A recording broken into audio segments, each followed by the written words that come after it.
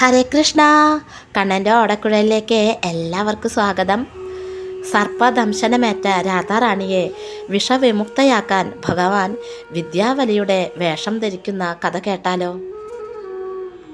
ഒരിക്കൽ ജഡില തൻ്റെ മകളായ കുടിലയോട് പറയാണ്, രാധയ്ക്ക് കൃഷ്ണനോട് ആസക്തി വർദ്ധിച്ചു വരികയാണ്. അത് കാരണം നമ്മുടെ കുടുംബത്തിന് വലിയൊരു ചീത്തപ്പേരാണ്. അതുകൊണ്ട് രാധയും കൃഷ്ണനും തമ്മിൽ ഒരിക്കലും കാണാതിരിക്കാനായി എനിക്കൊരു പദ്ധതിയുണ്ട്. എൻ്റെ മരുമകളെ ഇനി മുതൽ വീട്ടിനകത്ത് തന്നെ നിർത്താൻ ഞാൻ തീരുമാനിച്ചിരിക്കുകയാണ്. ഒരിക്കലും പാവന സരോവരത്തിലും യമുനയിലും കുളിക്കാൻ വേണ്ടിയും രാധയെ വീടിന് പുറത്തേക്ക് ഇറങ്ങാൻ സമ്മതിക്കുകയില്ല. മാത്രമല്ല, സൂര്യപൂജയ്ക്കും അവളെ പുറത്തു വിടുകയില്ല. ഈ വഴികളിലൂടെയാണല്ലോ അവൾ കൃഷ്ണനെ കാണാറുള്ളത്. അപ്പോൾ ഇനി മുതൽ ഈ 3 സ്ഥലത്തേക്കും ഞാൻ ഇനി അവളെ പറഞ്ഞയക്കില്ല. അപ്പോൾ കുടില പറയാണ്, പക്ഷെ അതുകൊണ്ടൊന്നും നടക്കില്ലല്ലോ അമ്മേ. കാരണം രാധ എന്നും നന്ദഗ്രാമത്തിലേക്ക് യശോദാമ്മയുടെ അടുത്തേക്ക് പോവല്ലേ കണ്ണനെ ഭക്ഷണം പാചകം ചെയ്യാനായിട്ട്. അപ്പോൾ അതെങ്ങനെ നമുക്ക് മുടക്കാൻ പറ്റും? കാരണം ദുർവാസാവ് മഹർഷിയുടെ കയ്യിൽ നിന്ന് രാധാറാണിക്ക് അനുഗ്രഹം കിട്ടിയിട്ടുണ്ട്. ദുർവാസാവ് മഹർഷിക്ക് പായസം വെച്ച് കൊടുത്തപ്പോൾ അത് വളരെ രുചികരമായിട്ടുള്ളത് കൊണ്ട് ദുർവാസാവ് മഹർഷി രാധാറാണിക്ക് ഒരു അനുഗ്രഹം കൊടുത്തിട്ടുണ്ടായിരുന്നു. രാധാറാണി ആർക്കാണ് പാചകം ചെയ്ത് കൊടുക്കുന്നത്, അവർക്ക് അത് കഴിക്കുന്ന ആളുകൾക്ക് ആയുസ് വർദ്ധിക്കുമെന്ന് ഒരു അനുഗ്രഹം കിട്ടിയിട്ടുണ്ട്. അതുകൊണ്ട് നമ്മുടെ കണ്ണനെ പാചകം ചെയ്ത് കൊടുക്കാനായിട്ട് യശോദാമ്മ രാധാറാണിയെ എന്നും വീട്ടിലേക്ക് വിളിക്കാറുണ്ടായിരുന്നു. അതുകൊണ്ടാണ് രാധാറാണി എന്നും നന്ദഗ്രാമത്തിലേക്ക് പോയിട്ട് കണ്ണനെ പാചകം ചെയ്ത് കൊടുക്കുന്നത്. അപ്പോൾ കുടില ചോദിക്കുകയാണ്, നമുക്ക് അതെങ്ങനെ മുടക്കാനായിട്ട് സാധിക്കും? അതുകൂടാതെ യശോദ എല്ലാ ദിവസവും രാധയെ വീട്ടിലേക്ക് കൊണ്ടുപോകാനായിട്ട് കുന്തലതയെ അയക്കാറുണ്ട്. അങ്ങനെ കുന്തലതയുടെ കൂടെയാണ് നന്ദഗ്രാമത്തിലേക്ക് പോയിട്ട് രാധാറാണി അമ്മ കണ്ണന് വേണ്ട ആഹാരമൊക്കെ പാചകം ചെയ്ത് തിരിച്ചു വരാറുള്ളത്. അപ്പോൾ ജഡില പറയാണ്, ഇനി അങ്ങോട്ടും അവളെ വിടണില്ല. ഇനി നീ പോയിട്ട് കുടിലയോട് പറയാണ് ജഡില, നീ പോയിട്ട് യശോദാമ്മയോട് പറയണം, ഇനി മുതൽ രാധ കണ്ണനെ പാചകം ചെയ്യാനായിട്ട് അവിടേക്ക് വരില്ല. അഥവാ നിങ്ങൾക്ക് എന്തെങ്കിലും കണ്ണനെ പാചകം ചെയ്ത് ഇനി രാധ തന്നെ പാചകം ചെയ്ത് ഭക്ഷണമാണ് കണ്ണൻ കഴിക്കുള്ളൂ എങ്കിൽ നിങ്ങളൊരു കാര്യം ചെയ്തോ, ഞങ്ങളെ വീട്ടിലെ പാചകം ചെയ്ത് കഴിഞ്ഞാൽ ധനിഷ്ഠനെ അല്ലെങ്കിൽ മറ്റാരെങ്കിലും പറഞ്ഞയച്ചാൽ മതി അത് വാങ്ങിക്കൊണ്ട് പോകാനായിട്ടെന്ന് പറഞ്ഞു. അപ്പോൾ കുടില പറയാണ്, കുടിലയുടെ അടുത്ത സംശയമാണ്, ഇനിയിപ്പോൾ യശോദ പറയാണ്, ദുർവാസാവ് മഹർഷിയുടെ അനുഗ്രഹം ഉള്ളത് കൊണ്ട് രാധ വെച്ചു കൊടുക്കുന്ന ഭക്ഷണം കഴിക്കുന്നത് കൊണ്ടാണ് ഇത്രയും അസുരന്മാർ കണ്ണനെ ആക്രമിക്കാൻ വന്നിട്ടും കണ്ണനെ ഒന്നും പറ്റാതെ ആയുസ്സിനൊന്നും പറ്റാതെ ഇരിക്കുന്നത് എന്ന് പറഞ്ഞിട്ട് ദയവ് ചെയ്ത് ഭക്ഷണം മുടക്കരുതെന്ന് പറഞ്ഞാൽ എന്ത് ചെയ്യും ചോദിച്ചു. അപ്പോൾ ജഡില പറഞ്ഞു, ദുർവാസാവ് മഹർഷി ഭക്ഷണം രാധ ഉണ്ടാക്കുന്ന ഭക്ഷണം ആര് കഴിച്ചാലും അവർക്ക് ദീർഘായുസ് ലഭിക്കുമെന്നാണല്ലോ വരം. ഇനിയിപ്പോൾ ദുർവാസാവ് മഹർഷി പ്രത്യക്ഷപ്പെട്ടിട്ട് പറയാണ്, രാധ ആരെ തൊട്ടാലും അവർക്ക് ദീർഘായുസ് ലഭിക്കുമെന്ന് പറഞ്ഞാൽ നിങ്ങളുടെ മകനെ മറ്റുള്ള ആൾക്കാരെയൊക്കെ ഈ രാധയെ കൊണ്ട് തൊടിപ്പിക്കാൻ പറ്റുമോ? അത് നിയമവിരുദ്ധമല്ലേ? രാധ മറ്റൊരാളുടെ ഭാര്യയല്ലേ എന്നൊക്കെ അങ്ങനെ ചോദിക്കാൻ പറഞ്ഞു കുടിലയോട്. ഇനി ഇതൊക്കെ പറയുമ്പോൾ യശോദ ദേഷ്യപ്പെട്ട് പ്രശ്നമുണ്ടാക്കുകയാണെങ്കിൽ നീ പറയണം, ഞങ്ങളപ്പോൾ ഈ നാട് വിട്ട് വേറെ നാട്ടിലേക്ക് പോവുകയാണെന്ന് പറയണം. കാരണം രാധയെ കൃഷ്ണൻ്റെ കയ്യിൽ നിന്ന് രക്ഷപ്പെടുത്തുക എന്നത് വളരെ അത്യാവശ്യമാണ്, ഇല്ലെങ്കിൽ നമുക്ക് ചീത്തപ്പേരാണ്. ഇങ്ങനെയൊക്കെ ജഡിലയും കുടിലയും ഇരുന്ന് ചർച്ച ചെയ്തതിന് ശേഷം കുടില ഈ വിവരം യശോദാമ്മയോട് പറയാനായിട്ട് നന്ദഗ്രാമത്തിൽ പോവുകയാണ്. എന്നിട്ട് യശോദാമ്മയോട് ഈ കാര്യങ്ങളൊക്കെ അവതരിപ്പിച്ചു. അതിൽ പിന്നെ രാധാറാണിക്ക് വീട് വിട്ട് പുറത്തിറങ്ങാൻ കഴിയാത്ത അവസ്ഥയായി. അങ്ങനെ രാധാറാണിയും ഭഗവാൻ കൃഷ്ണനും ഒരിക്കലും കാണാൻ പറ്റാത്ത രീതിയിലായി. ഭഗവാൻ കൃഷ്ണനെ കാണാൻ കഴിയാത്തത് കൊണ്ട് രാധാറാണി വളരെയധികം വിഷമത്തിലായി. ഭഗവാൻ കൃഷ്ണനിൽ നിന്നുള്ള വിരഹം സഹിക്കാൻ കഴിയാത്ത രാധാറാണിയെ സഖിമാർ തണുത്ത താമര ഇലകളുടെ മുകളിൽ കിടത്താൻ തുടങ്ങി. പക്ഷേ രാധാറാണിയുടെ വിരഹം മൂലം ആ താമര ഇലകൾ കരിഞ്ഞ് പൊടിയാകുമായിരുന്നു. അതുകൂടാതെ സഖിമാർ രാധാറാണിയുടെ ദേഹത്ത് ചന്ദനവും കർപ്പൂരവും കലർത്തിയ ലേപനം പുരട്ടുമായിരുന്നു. പക്ഷേ രാധാറാണിയുടെ വിരഹത്താലുള്ള വിഷമം കാരണം ആ ചന്ദനവും ഉണങ്ങിപ്പോകുമായിരുന്നു. രാധാറാണി ഒരു ചലനവുമില്ലാതെ ഒന്നിനോടും പ്രതികരണമില്ലാതെ കിടന്നു. നന്ദഭവനത്തിൽ ഭഗവാനാണെങ്കിലോ രോഹിണി അമ്മ ഉണ്ടാക്കിയ ആഹാരമാണ് കഴിക്കുന്നത്. അതെന്തെങ്കിലും കഴിച്ചു എന്ന് വരുത്തി എണീറ്റ് പോകും. കാരണം രാധ വരാത്തത് കൊണ്ട്, രാധയുടെ ഭക്ഷണം കഴിക്കാത്തത് കൊണ്ട് ഭഗവാനും വളരെയധികം വിഷമത്തിലാണ്. അപ്പോൾ ഭഗവാൻ ശരിക്കും ഭക്ഷണം കഴിക്കുന്നില്ല എന്ന് മനസ്സിലാക്കിയ യശോദാമ്മ ധനിഷ്ഠനെ ജഡിലയുടെ വീട്ടിലേക്ക് പറഞ്ഞയക്കുകയാണ്. അങ്ങനെ ധനിഷ്ഠൻ രാധാറാണിയുടെ വീട്ടിലെത്തിയപ്പോൾ രാധാറാണി ഭഗവാൻ കൃഷ്ണനിൽ നിന്നുള്ള വിരഹത്താൽ കട്ടിലിൽ കിടക്കുന്നതായി കണ്ടു. ധനിഷ്ഠൻ ലളിതാ സഖിയോട് പറഞ്ഞു, രാധിക പാചകം ചെയ്യാൻ വരാത്തതുകൊണ്ട് രോഹിണി ദേവിയാണ് കൃഷ്ണന് വേണ്ടി പാചകം ചെയ്യുന്നത്. പക്ഷേ കൃഷ്ണനൊന്നും കഴിക്കുന്നതേയില്ല. രാധ വളരെയധികം വിഷമത്തിലിരിക്കുകയാണ്. എങ്കിലും കൃഷ്ണന് വേണ്ടി എന്തെങ്കിലുമൊക്കെ മധുര പലഹാരങ്ങൾ ഉണ്ടാക്കണമെന്ന് പറയാൻ യശോദാമ്മ എന്നെ അയച്ചിരിക്കുകയാണ്. ധനിഷ്ഠൻ്റെ ഈ വാക്കുകൾ കേട്ടയുടൻ തന്നെ രാധാറാണിക്ക് ജീവൻ തിരിച്ചു കിട്ടിയതുപോലെ തോന്നി. രാധാറാണി കണ്ണു തുറന്നു. ധനിഷ്ഠൻ രാധാറാണിയോട് പറഞ്ഞു, രാധേ, ഇന്ന് നീ പാചകം ചെയ്യാനായി പോകാത്തതിനാൽ കൃഷ്ണൻ രോഹിണി ദേവി പാചകം ചെയ്ത ഭക്ഷണമാണ് കഴിച്ചത്. അത്ര തൃപ്തിയോടു കൂടിയല്ല കൃഷ്ണൻ കഴിച്ചത്. അതുകൊണ്ട് കൃഷ്ണന് വേണ്ടി എന്തെങ്കിലുമൊക്കെ മധുര പലഹാരങ്ങൾ പാചകം ചെയ്ത് കൃഷ്ണനെ കൊണ്ടുകൊടുക്കാൻ എന്നെ അയച്ചിരിക്കുകയാണ്. അത് കൃഷ്ണൻ ഇന്ന് രാത്രി കഴിക്കും, നാളെ രാവിലെയും കഴിക്കും. അതിനുശേഷം പശുക്കളെ മേയ്ക്കാൻ പോകും. ഇത് കേട്ടയുടനെ രാധാറാണി വളരെ ഉത്സാഹത്തോടു കൂടി പലതരത്തിലുള്ള മധുര പലഹാരങ്ങൾ പാചകം ചെയ്തു. രാധാറാണി ധനിഷ്ഠനോട് പറഞ്ഞു, കൃഷ്ണൻ്റെ വിരഹത്താൽ കൃഷ്ണന് വേണ്ടിയുള്ള സേവനമില്ലാത്തതിനാൽ ഞാൻ ഒരുപാട് വിഷമത്തിലായിരുന്നു. അതായത് യഥാർത്ഥത്തിലെ കൃഷ്ണഭക്തിയുള്ള ഒരാൾക്ക് ഭഗവാന് വേണ്ടി സേവനം ചെയ്യാൻ സാധിക്കാത്ത ദിവസങ്ങളിൽ വളരെ വിഷമം ഉണ്ടാകും. അതിപ്പോൾ നമുക്ക് രാവിലെ എണീറ്റ് നമ്മൾ വിളക്ക് വയ്ക്കുന്ന കാര്യത്തിലായാലോ, നാമം ജപിക്കുന്ന കാര്യത്തിലായാലോ, ഭഗവാന് ഒരു പൂ സമർപ്പിക്കുക, തുളസി സമർപ്പിക്കുക, ഇതെല്ലാം കൃഷ്ണന് വേണ്ടി നമ്മൾ ചെയ്യുന്ന സേവനമാണ്. അതുപോലെ തന്നെ ഭഗവാൻ ഇഷ്ടപ്പെട്ട നിവേദ്യം സമർപ്പിക്കുക, ഇതൊക്കെ നമുക്ക് ചെയ്യാൻ പറ്റാതെ വരുമ്പോൾ നമുക്ക് വളരെയധികം വിഷമം ഉണ്ടാകും. ഇതുപോലൊരവസ്ഥയിൽ കൂടെയാണ് രാധാറാണി കടന്നു പോകുന്നത്. അപ്പോൾ ധനിഷ്ഠൻ വന്ന് എന്തെങ്കിലുമൊക്കെ ഉണ്ടാക്കി കൊടുക്കാൻ പറഞ്ഞപ്പോൾ രാധാറാണിക്ക് വളരെയധികം സന്തോഷം തോന്നി. ധനിഷ്ഠൻ പറഞ്ഞു, രാധേ, നീ കൃഷ്ണനിൽ നിന്നും ഇത്രയും അധികം വിരഹം അനുഭവിക്കുകയാണല്ലോ. അതുപോലെ നിന്നെ കാണാൻ സാധിക്കാത്തത് കൊണ്ടും നിൻ്റെ ഭക്ഷണം ലഭിക്കാത്തത് കൊണ്ടും കൃഷ്ണനും വളരെയധികം വിഷമത്തിലാണ്. അങ്ങനെ രാധാറാണി പാചകം ചെയ്ത ഭക്ഷണ സാധനങ്ങളെല്ലാം നല്ലതുപോലെ പൊതിഞ്ഞ് ധനിഷ്ഠൻ്റെ കയ്യിൽ ഏൽപ്പിച്ചു. ധനിഷ്ഠൻ തിരിച്ചു പോകുന്ന സമയത്ത് രാധാറാണിയുടെ ചെവിയിൽ ഇങ്ങനെ പറഞ്ഞു, രാധേ, നിന്നെ ഒരു സർപ്പം കടിച്ചതായിട്ട് അഭിനയിക്കൂ. അപ്പോൾ ജഡിലയും കുടിലയും അഭിമന്യുവിനെ ഭയപ്പെടുത്തും. ഞാൻ കൃഷ്ണനെ നന്ദിമുഖയുടെ ഇളയ സഹോദരിയായി ഇവിടെ കൊണ്ടുവരാം. അപ്പോൾ നിങ്ങൾക്ക് 2 പേർക്കും തമ്മിൽ കാണാം.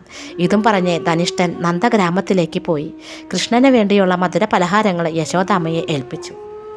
അങ്ങനെ ധനിഷ്ഠൻ പറഞ്ഞതനുസരിച്ചിട്ട് അന്ന് വൈകുന്നേരം വിശാഖ ഓടിക്കരഞ്ഞുകൊണ്ട് വന്ന് ജഡിലയുടെ കാൽക്കൽ വീണു.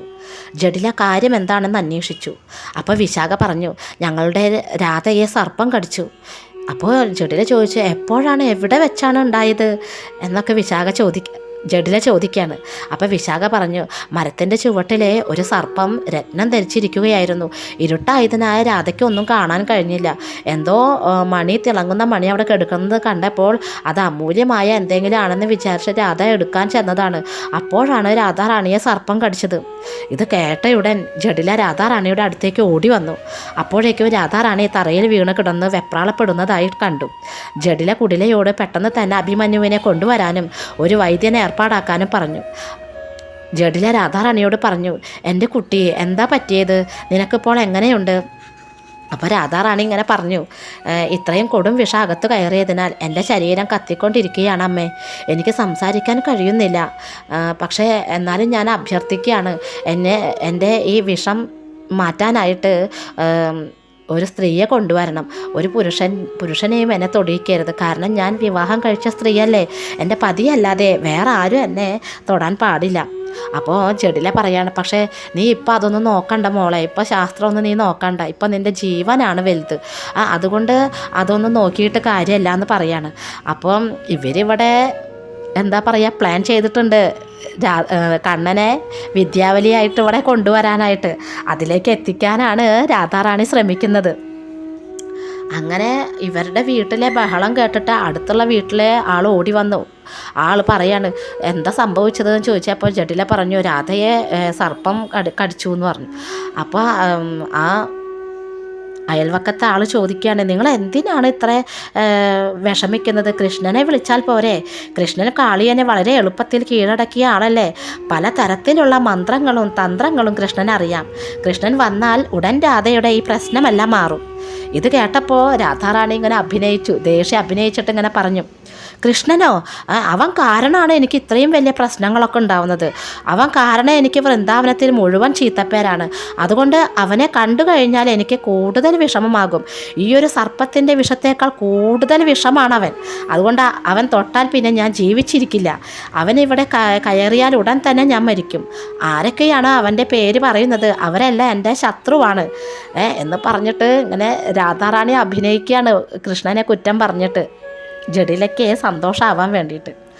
അപ്പോൾ ഇതൊക്കെ കേട്ട് കഴിഞ്ഞപ്പോൾ ലളിതയോട് പറയാണ് ലളിത നീയും കൂട്ടുകാരൊക്കെ രാധയുടെ അടുത്ത് നിൽക്കുക, ഞാനിപ്പോൾ വരാം. പൂർണ്ണമാസി ദേവിയോട് എന്താണ് ചെയ്യേണ്ടതെന്ന് ചോദിച്ചിട്ട് ഓടി വരാമെന്ന് പറഞ്ഞിട്ട് മരുമകളേനെ ഈ കൂട്ടുകാരുടെ കയ്യിലാക്കിയിട്ട് പോവുകയാണ്. ജഡില നേരെ പൂർണ്ണമാസിയെ കണ്ടു. ആ സമയത്ത് ഗർഗമുനിയുടെ മകളായ നന്ദിമുഖി പൂർണ്ണമാസി ദേവിയെ കാണാൻ വന്നിരിക്കുകയായിരുന്നു. ജഡില നന്ദിമുഖിയോട് ചോദിച്ചു നീ ഗർഗമുനിയിൽ നിന്നും എല്ലാവിധ ശാസ്ത്രങ്ങളും പഠിച്ചതല്ലേ? രാധയുടെ ശരീരം മുഴുവൻ വിഷത്തിൻ്റെ ചൂട് കാരണം വല്ലാത്ത വിഷമാവസ്ഥയിലിരിക്കുകയാണ്. ഈ വിഷത്തെ നീക്കം ചെയ്യാൻ എന്തെങ്കിലും വഴിയുണ്ടോ? എങ്ങനെയെങ്കിലും അവളെ രക്ഷിക്കണം. നന്ദിമുഖി പറഞ്ഞു എനിക്കത് അറിഞ്ഞുകൂടാ. എൻ്റെ സഹോദരി വിദ്യാവലി സർപ്പത്തിൻ്റെ വിഷം നീക്കം ചെയ്യാനുള്ള മന്ത്രങ്ങൾ പഠിച്ചിട്ടുണ്ട്. വിദ്യാവലിയുടെ ഭർത്താവിൻ്റെ വീട് കോശി എന്ന സ്ഥലത്താണ്. പക്ഷേ ഇപ്പോൾ അവൾ മധുരയിലുള്ള ഞങ്ങളുടെ അച്ഛൻ്റെ വീട്ടിലുണ്ട്. ഇന്നലെ എന്നെ കാണാനായി അവൾ വന്നതാണ്. ജഡില ഇത് കേട്ടയുടനെ നന്ദിമുഖിയുടെ കാലിൽ വീണ് പറഞ്ഞു ഞാൻ പ്രണാമങ്ങൾ അർപ്പിക്കുകയാണ്. ഞാൻ ഭിക്ഷയെടുക്കുകയാണ്. ദയവ് ചെയ്ത് വിദ്യാവലിയെ എങ്ങനെയെങ്കിലും എൻ്റെ വീട്ടിൽ കൊണ്ടുവരണം. ചിലപ്പോൾ വിദ്യാവലിയെ നിരസിക്കും. അതുകൊണ്ട് ഞാനും കൂടെ വന്ന് അപേക്ഷിക്കാം എന്നും പറഞ്ഞ് ജഡിലയും നന്ദിമുഖിയും കൂടിയിട്ട് വിദ്യാവലിയുടെ അടുത്തേക്ക് പോവുകയാണ്. ജഡില വരുന്നതിന് മുമ്പ് തന്നെ ധനിഷ്ഠൻ പറഞ്ഞതനുസരിച്ചിട്ട് നമ്മുടെ ഭഗവാൻ വിദ്യാവലിയുടെ വേഷം ധരിച്ചിട്ട് നന്ദിമുഖിയുടെ വീട്ടിൽ കാത്തിരിക്കുന്നുണ്ടായിരുന്നു. വിദ്യാവലി ഏത് വിഷവും നീക്കം ചെയ്യാൻ കഴിവുള്ളവളാണ്. അങ്ങനെ ജഡിലയും കുടിലയും വിദ്യാവലിയെ കാണാൻ നന്ദിമുഖിയുടെ വീട്ടിലേക്ക് എത്തി. വീടിനകത്ത് കയറിയ ഉടൻ തന്നെ അവർ എല്ലാ കാര്യങ്ങളും പറഞ്ഞു. നന്ദിമുഖി വിദ്യാവലിയോട് പറഞ്ഞു ഇപ്പോൾ തന്നെ ഇവരുടെ കൂട്ടത്തിൽ പോകൂ. രാധയ്ക്ക് വിഷബാധ ശരീരത്തിലേറ്റിട്ടുണ്ട്. ഉടൻ തന്നെ അതിനൊരു പരിഹാരം കണ്ടെത്തണം. അപ്പോൾ വളരെ നാണത്തോടെ ജഡിലയെയും കുടിലയെയും നോക്കി വിദ്യാവലി പറഞ്ഞു ഞാനൊരു സമ്പന്ന കുടുംബത്തിലെയാണ്. ഞാനിപ്പോൾ ഒരാളുടെ ഭാര്യയാണ്. അതുകൊണ്ട് മറ്റൊരാളുടെ വീട്ടിൽ ഞാൻ എങ്ങനെയാണ് പോകുന്നത്? അതിലൂടെ എനിക്ക് പേരുദോഷമുണ്ടാകും.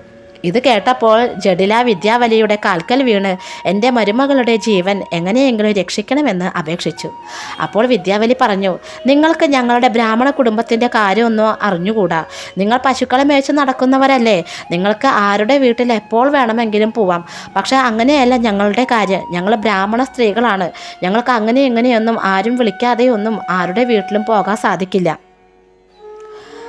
അപ്പോൾ നന്ദിമുഖി പറഞ്ഞു ഗോപാല കുടുംബം ബ്രാഹ്മണരല്ല, പക്ഷേ അവരെല്ലാം ഭഗവാന്റെ വലിയ ഭക്തരാണ്. അപ്പോൾ വിദ്യാവലി പറഞ്ഞു ഞാൻ കോശിയിലുള്ള സമയത്ത് നന്ദമഹാരാജിനെക്കുറിച്ച് ധാരാളം കേട്ടിരുന്നു.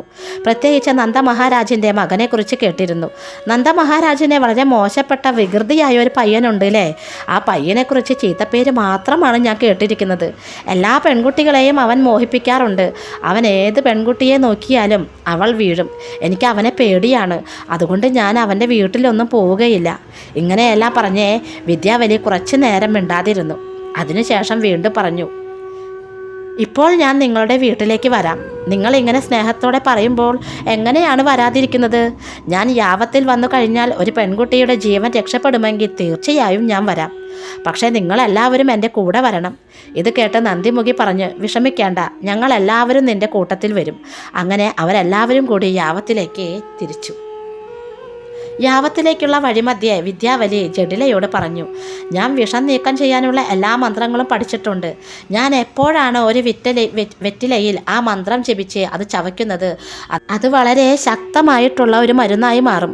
എപ്പോഴാണോ ഞാൻ ചവച്ച ആ വെറ്റില നിങ്ങളുടെ മരുമകൾ കഴിക്കുന്നത്, അപ്പോൾ എല്ലാ വിഷവും നീക്കം ചെയ്യപ്പെടും. പക്ഷേ നിങ്ങളുടെ മകൾ ഞാൻ ചവച്ച താമ്പൂല ചവയ്ക്കുമോ? ഇത് കേട്ടപ്പോൾ ജഡില പറഞ്ഞു, എൻ്റെ മകൾക്ക് ബ്രാഹ്മണർ എന്ന് പറഞ്ഞാൽ വളരെ ആദരവാണ്. നിങ്ങളൊരു ബ്രാഹ്മണൻ്റെ ഭാര്യയാണ്. അതുകൊണ്ട് ഒരു ബ്രാഹ്മണി കഴിച്ചത് എൻ്റെ മകൾ എന്തുകൊണ്ട് കഴിക്കുകയില്ല? അപ്പോൾ വിദ്യാവലി പറഞ്ഞു, അങ്ങനെയാണെങ്കിൽ കുഴപ്പമില്ല എന്നും പറഞ്ഞ് കുറച്ചു സമയത്തിന് ശേഷം എല്ലാവരും ജഡിലയുടെ വീട്ടിലേക്ക് എത്തി. ജഡിലയും അഭിമന്യുവും വിദ്യാവലിയുടെ പാദം കഴുകി ആ ജലമെടുത്ത് രാധാറാണിയുടെ ശിരസിൽ തളിച്ചു. രാധാറാണിക്ക് ആ ജലം കുടിക്കാനും നൽകി. ജഡില രാധാറാണിയോട് പറഞ്ഞു, രാധേ, ഏറ്റവും ശക്തമായ വിഷം നീക്കം ചെയ്യാൻ കഴിവുള്ള ഒരു വ്യക്തിയെയാണ് ഞാൻ കൊണ്ടുവന്നിട്ടുള്ളത്. ഇത് സാക്ഷാൽ ഗർഗമുനിയുടെ മകളാണ്, നന്ദിമുഖിയുടെ ഇളയ സഹോദരി കൂടിയാണ്. അവൾ ഒരു താമ്പൂലം ചവച്ചതിന് ശേഷം നിനക്ക് തരും. അത് നീ ഒരു മടിയും കൂടാതെ സ്നേഹത്തോടും ആദരവോടും കൂടി സ്വീകരിക്കണം. ഉടൻ തന്നെ നിന്റെ ശരീരത്തിലെ വിഷമെല്ലാം നീക്കം ചെയ്യപ്പെടും. അതിനുശേഷം ജഡില വിദ്യാവലിയെ രാധാറാണിയുടെ റൂമിലേക്ക് കൂട്ടിക്കൊണ്ടുപോകും. അപ്പോൾ രാധാറാണി അവിടെ പുതപ്പ് കൊണ്ട് പുതച്ച് കിടക്കുകയാണ്. അപ്പോൾ വിദ്യാവലി പറയും, ആ പുതപ്പൊക്കെ ഒന്ന് മാറ്റൂ, എനിക്ക് എല്ലായിടത്തും തൊട്ടു നോക്കണം, എവിടെയൊക്കെയാണ് വിഷം പറ്റിയതെന്ന് അറിയണ്ടേ. അങ്ങനെ രാധാറാണിയുടെ ഒരു തോഴി ആ പുതപ്പ് മാറ്റി. അങ്ങനെ പറഞ്ഞ വിദ്യാവലി പല മന്ത്രങ്ങൾ ഉരുവിട്ടുകൊണ്ട് രാധാറാണിയെ തൊടാൻ തുടങ്ങി.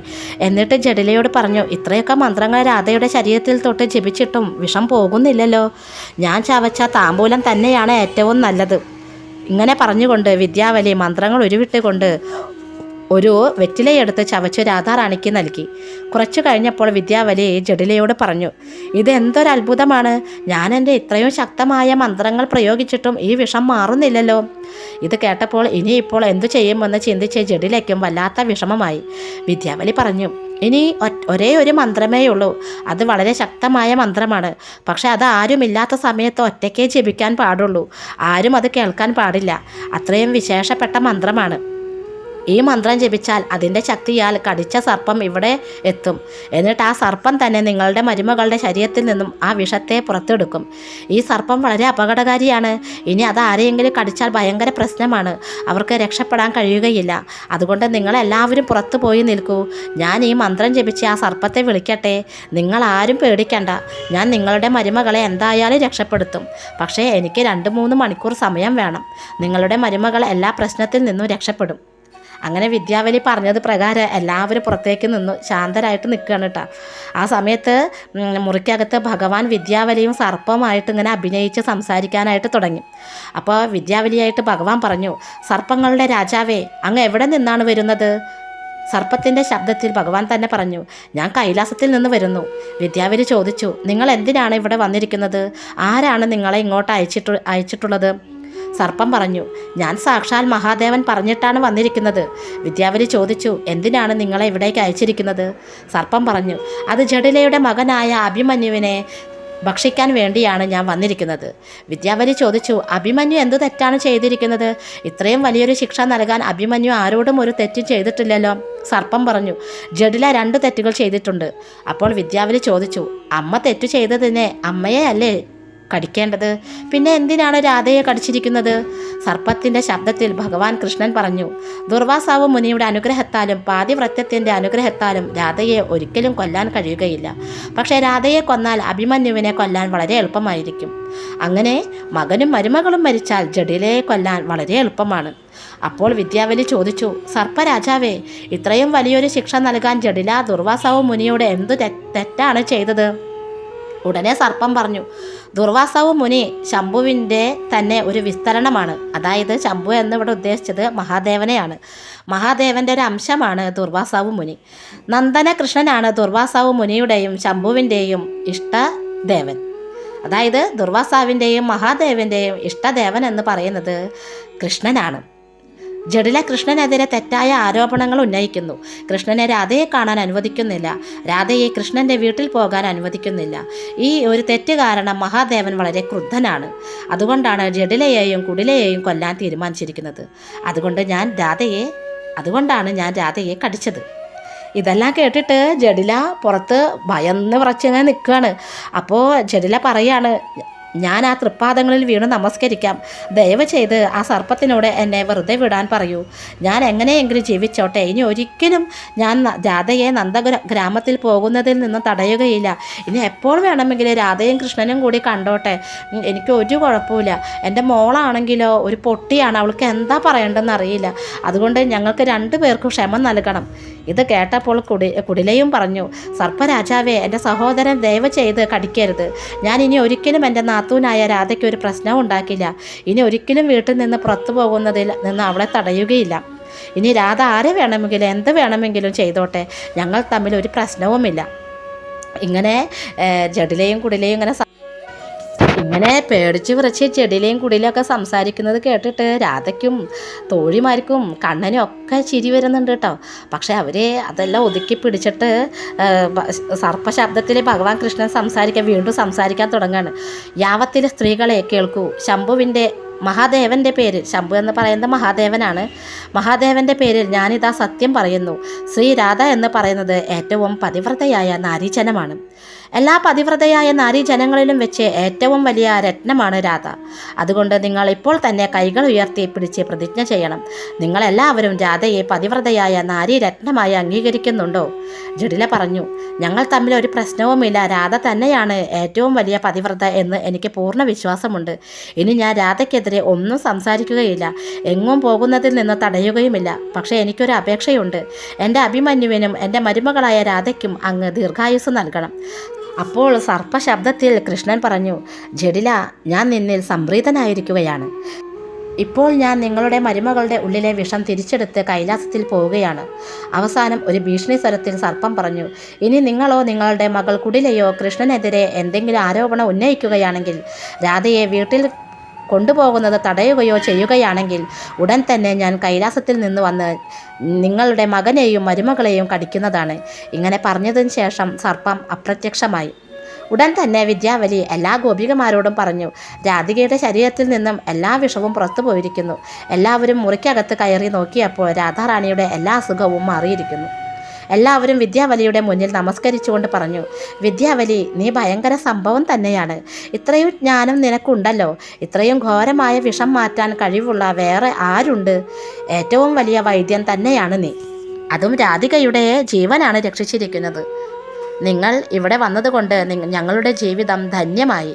എല്ലാവരും ജഡിലയോട് പറഞ്ഞു, വിദ്യാവലി രാധയുടെ ജീവനാണ് രക്ഷിച്ചിരിക്കുന്നത്. അതുകൊണ്ട് രാധയുടെ കഴുത്തിൽ നിന്നും ഒരു മുത്തുമാല അഴിച്ച് വിദ്യാവലിക്ക് നൽകണം. ജഡില ഉടനെ പറഞ്ഞു, ഒരു മുത്തുമാലയോ? എൻ്റെ രാധയുടെ എല്ലാ ആഭരണങ്ങളും വിദ്യാവലിക്ക് വേണ്ടിയുള്ളതാണ്. അതിനുശേഷം രാധയോട് പറഞ്ഞു, എൻ്റെ പ്രിയപ്പെട്ട മരുമകളെ, വിദ്യാവലി നിൻ്റെ ജീവനാണ് രക്ഷിച്ചിരിക്കുന്നത്. അതുകൊണ്ട് നീ നിൻ്റെ ആഭരണങ്ങളെല്ലാം നിൻ്റെ കൈകളാൽ തന്നെ വിദ്യാവലിക്ക് നൽകണം. ഒരിക്കലും നീ വിഷമിക്കേണ്ട. പ്രജേശ്വരിയായ യശോദയും നിൻ്റെ മാതാവായ കീർത്തിതയും ഇനിയും നിനക്ക് നിരവധി ആഭരണങ്ങൾ നൽകും. അതിനുശേഷം ജഡില വിദ്യാവലിയോട് പറഞ്ഞു, എൻ്റെ മകൾ തന്നെ എല്ലാവിധ ആഭരണങ്ങളാലും നിന്നെ അലങ്കരിക്കും. ദയവ് ചെയ്ത് വേണ്ട എന്ന് പറയരുത്. രാധാറാണി സന്തോഷത്തോടു കൂടി എല്ലാ ആഭരണങ്ങളും അഴിച്ച ശേഷം വിദ്യാവലിയുടെ വേഷത്തിലിരിക്കുന്ന ഭഗവാൻ കൃഷ്ണനെ പലതരം ആഭരണങ്ങളാൽ അലങ്കരിച്ചു. ആ സമയത്ത് രാധാറാണി ഞാൻ എത്ര ഭാഗ്യവതിയാണെന്ന് ചിന്തിച്ചു. ഇത്രയും നേരം ഭഗവാൻ കൃഷ്ണനോടൊപ്പം ഇരിക്കാൻ സാധിച്ചു. എല്ലാവരുടെയും മുന്നിൽ വെച്ച് ഭഗവാൻ കൃഷ്ണനെ അലങ്കരിക്കാനുള്ള ഭാഗ്യവും ലഭിച്ചു. ആഭരണങ്ങളെല്ലാം ലഭിച്ചപ്പോൾ വിദ്യാവലി ജഡിലയോട് പറഞ്ഞു, അമ്മേ, ഇപ്പോൾ സമയം അർദ്ധരാത്രിയായി. ഞങ്ങൾ 2 സഹോദരിമാരും ഇവിടെ നിന്ന് പോയിക്കോട്ടെ. ഇത് കേട്ടപ്പോൾ ജഡില പറഞ്ഞു, ഹേ നന്ദിമുഖി, വിദ്യാവലി, നിങ്ങൾ ഉയർന്ന കുടുംബത്തിൽ നിന്നും വരുന്നതാണ്. ഈ അർദ്ധരാത്രിയിൽ പുറത്തു പോകുന്നത് നല്ലതല്ല. അതുകൊണ്ട് ഇന്ന് രാത്രി ഇവിടെ രാധയുടെ കൂട്ടത്തിൽ താമസിച്ച് നാളെ രാവിലെ പോകാം. നന്ദിമുഖി ഉടനെ പറഞ്ഞു, ശരി അമ്മേ, തീർച്ചയായും. പിന്നെ രാധയുടെ ശരീരത്തിൽ നിന്നും വിഷം പൂർണ്ണമായും പുറത്തുപോയി കാണുകയില്ല. അതുകൊണ്ട് വിദ്യാവലി രാധയുടെ അടുത്തിരിക്കുന്നതാണ് നല്ലത് എന്ന് ജഡില പറഞ്ഞു. മാത്രമല്ല, വിഷം തീണ്ടിയതുകൊണ്ട് രാത്രി ഉറങ്ങാനും പാടില്ലല്ലോ. അതുകൊണ്ട് ഇന്നത്തെ ദിവസം രാധയുടെ അടുത്ത് വിദ്യാവലി കിടക്കട്ടെ. അങ്ങനെ ജഡില പറഞ്ഞതനുസരിച്ച് രാധാറാണിക്കും ഭഗവാൻ കൃഷ്ണനും വേണ്ടി ഏറ്റവും നല്ല ഒരു മുറിയിൽ ഒരു പ്രത്യേക തരം കിടക്ക തയ്യാറാക്കി. അവിടെ രാധാകൃഷ്ണന്മാർ ഒന്നിച്ചു. ഭഗവാൻ കൃഷ്ണൻ അഖിലാണ്ടകോടി ബ്രഹ്മാണ്ട നായകനും രാധാറാണി അഖിലാണ്ടകോടി ബ്രഹ്മാണ്ട നായികയുമാണ്. അവരുടെ ഇടയിൽ ഇത്രയും പ്രശ്നങ്ങളും തടസ്സങ്ങളും കൊണ്ടുവരുന്നത് ഇതെല്ലാം കഴിഞ്ഞ് അവർ തമ്മിൽ കണ്ടുമുട്ടുമ്പോൾ ലഭിക്കുന്ന ആനന്ദത്തിനു വേണ്ടിയാണ്. ഇതെല്ലാം നിത്യേന നടക്കുന്ന ലീലകളാണ്. ഭഗവാന്റെ ആനന്ദത്തിന് വേണ്ടി ഭഗവാൻ തന്നെ രാധാറാണിയായി. രാധാറാണിയിൽ നിന്ന് അസംഖ്യം ഗോപികമാർ വന്നു. ഭഗവാനിൽ നിന്ന് അസംഖ്യം ഗോപന്മാർ വന്നു. അപ്രകാരം ഗോലോകത്ത് നിത്യേന അനന്തമായ ലീലകൾ നടന്നുകൊണ്ടേയിരിക്കുന്നു. ഭഗവാൻ കൃഷ്ണനെ ഈ പ്രപഞ്ചത്തിൻ്റെ പരിപാലനം ചെയ്യാനൊന്നും സമയമില്ല. ഭഗവാൻ എപ്പോഴും വൃന്ദാവനത്തിൽ ലീലകൾ ചെയ്യുന്നതിൻ്റെ തിരക്കിലാണ്. പ്രപഞ്ചത്തിൻ്റെ സൃഷ്ടി, സ്ഥിതി, സംഹാരം ഇതെല്ലാം ഭഗവാൻ വിഷ്ണു രൂപങ്ങളിലൂടെയാണ് നിർവഹിക്കുന്നത്. വിഷ്ണു ഭഗവാൻ ശ്രീകൃഷ്ണൻ്റെ ചെറിയൊരു അംശം മാത്രമാണ്. ഹരേ കൃഷ്ണ. സർവം ശ്രീ രാധാകൃഷ്ണ അർപ്പണമസ്തു. ജയ് ശ്രീ രാധേ രാധേ. ഹരി ഹരി ബോൽ.